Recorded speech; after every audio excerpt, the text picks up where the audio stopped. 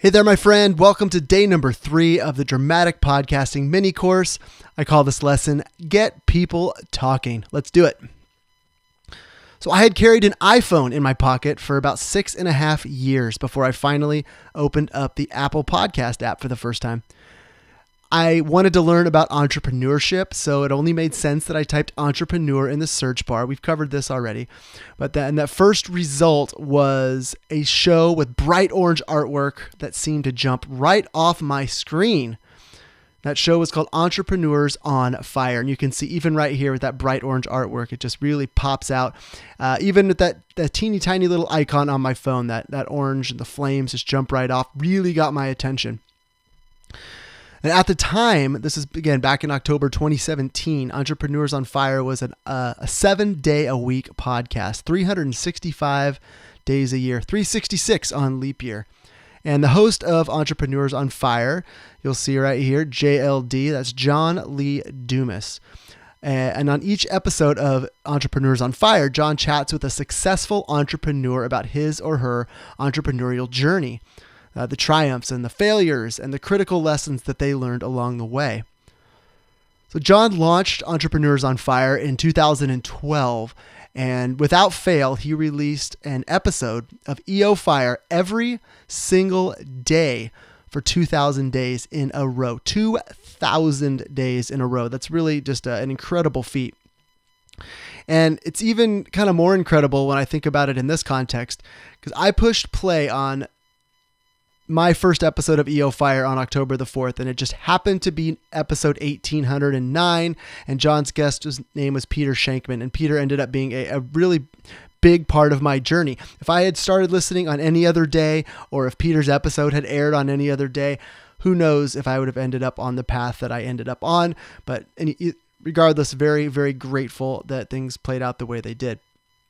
So like I mentioned, Peter Shankman was John's guest that day, and Peter is a marketing expert. He's an author, he's a keynote speaker, and certainly an energy bomb in his own right. But after hearing Peter on EO Fire, I became a huge fan, just incredible human being. And I've had a lot of aha moments over the last several months. And one of those very first aha moments came after watching a video of Peter Shankman giving a keynote address at a TEDx event in New York City. He emphasized the idea that people like to share good things on social media and in life. Good things.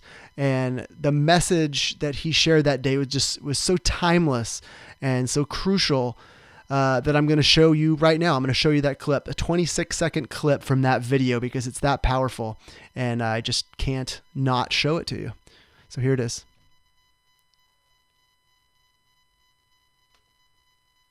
Good things get shared. Don't focus on creating something that'll go viral. You'll fail. Focus on creating something good.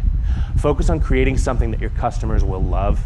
Focus on creating something that increases your standing in the world as a good person. Good people are very hard to find. Create things that influence people to believe that you are the good person that you are. They will tell the world about you.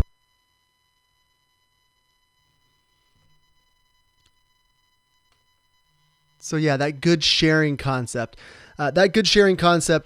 inspired me to take just real action. It inspired me to launch my very first website, which I called flyingkind.com. And I was going to share feel-good stories of kindness from the travel community. On October the 13th, just 9 days after listening to that first podcast, I published my very first blog post on flyingkind.com. And that first post, it was pure and it was honest. And it was entirely plagiarized because, it wasn't plagiarized. It was repurposed. But that first blog post ever was something that I had written 11 years earlier that had been in mothballs that whole time. And it was that story that I spoke about on day 2, that story that I wrote for the Sacramento Bee in 2006 about traveling with my grandmother. Other than that first blog post about traveling with my grandma, the piece of flyingkind.com content that I'm the most proud of involves, guess who? Peter Shankman. because Peter is an epic frequent flyer, and he was gracious enough to respond to a handful of travel questions that I sent him via email. And I then got to post my questions and his answers as a quote interview on flyingkind.com. Now, that article isn't going to make me a threat to win the Pulitzer Prize, but honestly, I was damn delighted that a person of Peter's caliber had spent just a few minutes of his life focused solely on some silly questions that I'd written for him.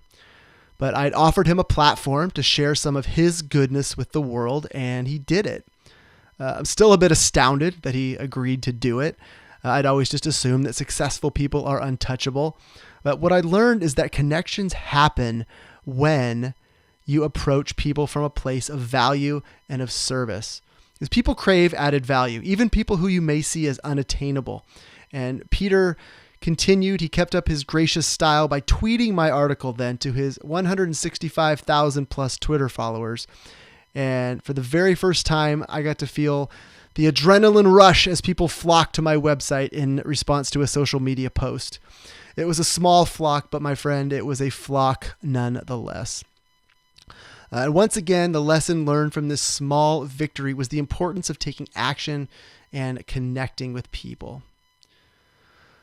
So I was having fun writing my blog over at flyingkind.com, but I wasn't serving any particular niche. I listened to hundreds and hundreds of episodes of EO Fire over the next few months. And a recurring theme that John hammers home on a regular basis is the need to find your niche. And when you're starting out as an entrepreneur, the importance of knowing your niche and niching down hard. He says, niche down till it hurts, and then niche down some more. That's one of his frequent taglines, and I love it. And I really took that to heart too. Because I didn't have a perfect reader in mind when I wrote a blog post. I just wrote whatever I felt like writing. And that wasn't all bad, really, because writing regularly definitely helped me build some solid habits that have made me more efficient and effective at producing content. So there's no downside to writing more, but certainly writing for a particular perfect reader is the best. So by Thanksgiving 2017, so now we're in late November, but this is less than 2 months after I started my blog, I knew that I had to niche down hard. It had to happen. And I decided that the best solution was going to be to create just one single piece of content that made it really crystal clear, just a crystal clear statement about who I am and who I want to serve. And writing a book for me seemed like that logical choice. Now, at one time, the idea of writing a book just struck me as this unbelievably just impossible task. I didn't credit myself with having enough patience or enough skill to pull it off. But after 2 months and writing 10,000 words worth of blog posts in just that couple of months, it seemed oddly attainable after that. My wife and I were walking our neighborhood one day last November, and I began to open up to her for the first time about my plan to write a book. And for some reason, I started talking about I started talking to my wife about how she had once inspired me to write that Mother's Day story about traveling with my grandma. And I started talking about the impact that travel had on my life and how the world would be a better place if every kid had the opportunity to see the world that I had. And that's when it hit me that the subject for my book had been right under my nose that whole time.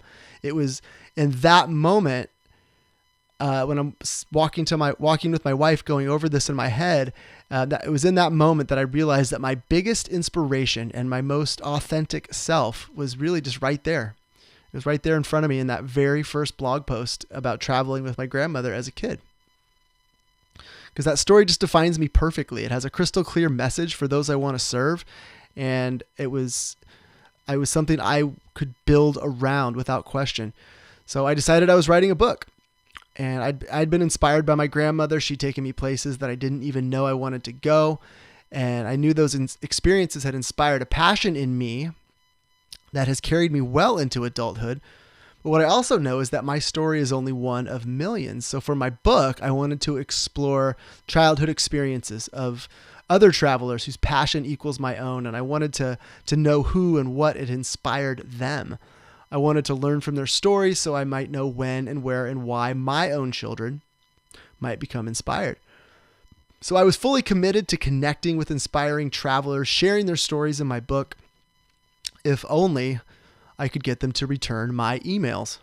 Because I scoured the internet and social media for people with interesting stories who I could interview for my book. I sent dozens and dozens of emails asking people if they'd be interested in chatting in an interview for my book. And of the dozens of emails I got one reply. Her name is Brianne Myers, by the way. I'm eternally grateful for that reply. Brianne Myers. So I kept listening to podcasts, mostly EO Fire, and I grew better and better acquainted with John Lee Dumas. And I was learning more and more about his podcasting journey. Like, for example, I learned that John knew nothing about podcasting when he started EO Fire. He had no broadcasting experience, no social media following, no listeners, none, zero. And I was fascinated by the notion that John had taken his idea for a daily podcast and grown EO Fire into a multi-million-dollar business in just a few short years. I was growing increasingly discouraged by the lack of responses to my book emails or the interview request emails. And then I heard John Lee Dumas say something on an episode of EO Fire right about that time that just sent shockwaves through my body. Now, he said that having a podcast makes people pay attention to you. Having a podcast makes people pay attention to you. People who normally wouldn't give you the time of day suddenly start paying attention when you have a podcast. Now, I knew right there in that moment, I knew that I was going to start a podcast. John convinced me that I could connect with everyone I wanted to connect with, maybe even some people I thought were untouchable, if only I had a podcast. He said that having a podcast gets people's attention. And that's when the light bulb went off for me. I could connect with all the people I wanted to interview and maybe more. And let me tell you, John Lee Dumas was absolutely right. And we don't need to do this right now, do we? Absolutely not. So there's that very day I decided I was starting a podcast. I started sending out emails, looking for people to interview. And here's the thing. I sent out almost the exact same emails, virtually identical emails to the ones that I had been sending out, asking people to be interviewed for my book. Except in these new emails, I changed the word book to the word podcast. And guess what? The replies started pouring in, and almost all of them were positive.